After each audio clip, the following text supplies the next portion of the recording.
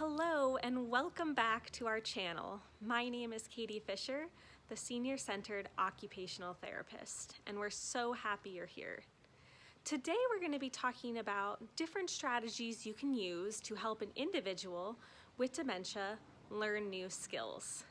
These include the Errorless Learning technique and space retrieval training. For both of these techniques, the goal is to tap into an individual's procedural memory, or the memory that you use to complete routine activities, such as riding a bike or brushing your teeth.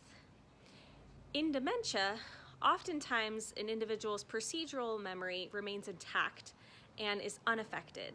So the goal is to have them learn a task to a point where it becomes automatic and they don't have to think very often on how to complete it. We hope you enjoy this video. Please subscribe to our channel, and if you know someone that this can be helpful to, please share it with them.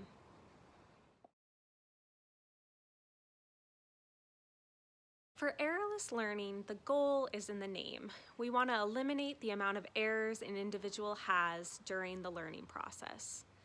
The purpose of this is to reduce the amount of incorrect information their mind is processing or storing into their memory.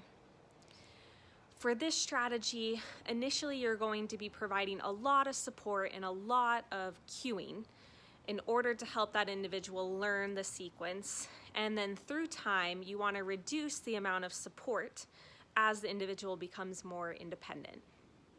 You also want to avoid guessing and discouraging that, because we don't want that incorrect information to being processed, and you want to correct errors immediately. For this example of errorless learning, my friend Jason is going to be role-playing an individual with dementia, and we're going to be teaching him how to stand up from the chair without pulling up from the walker. Due to COVID, we're filming this outside for safety, but realistically, you would want to have your loved one practice this activity in the context or in the environment that you want them to perform it in, such as the dining room or the living room. Okay, Jason, I'm gonna teach you how to stand up from the chair. You're gonna have one hand on the chair and one hand on the walker. Go ahead and stand up. Good job. Go ahead and sit down. How do you stand up from the chair? You have one hand on the chair and one hand on the walker. Go ahead and stand up. Good. Go ahead and sit down. How do you stand up from the chair? Good. Go ahead and stand up. Great job. And you would just continue to do that until they can do it independently. Over time, you want to decrease the amount of support or cueing that you're providing so it becomes more automatic and more autonomous. For space retrieval training, the goal is to challenge the learner to recall information over progressively longer time intervals. Research shows that at about 16 minutes, the information that you receive is encoded into long-term memory. Therefore, the skill is learned.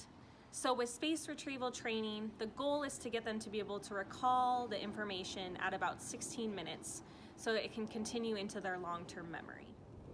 To demonstrate space retrieval training, we're going to use the same example of teaching Jason how to stand up from the chair without pulling up from the walker.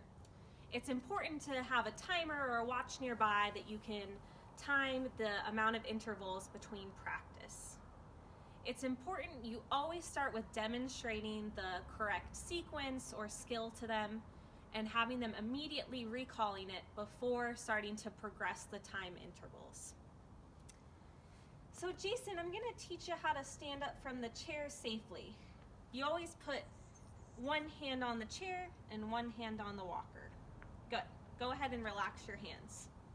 Where do your hands go to stand up from the chair? Good. Go ahead and relax. And then I would wait about 30 seconds before I ask him that question again. So we're going to pretend that it's been 30 seconds. So Jason, where does your hands go to stand up from the chair? Since he did it incorrectly, I would immediately correct him. You put one hand on the chair and this one hand on the walker. Good. Go ahead and relax. Because he did it incorrectly, we also then want to revert back to the time interval that he had done successfully. For him, that was immediate recall.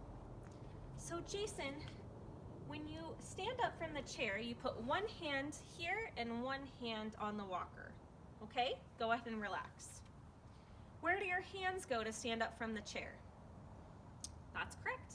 Good. Go ahead and relax. And then we would progress back to that 30 seconds. Typically, what individuals do when they're teaching this task is they start to double the time. So they start with 30-second interval to a minute, 2 minute, 4 minute, all the way up to 16 minutes, because that's where they say from a research perspective that something is stored into your long-term memory.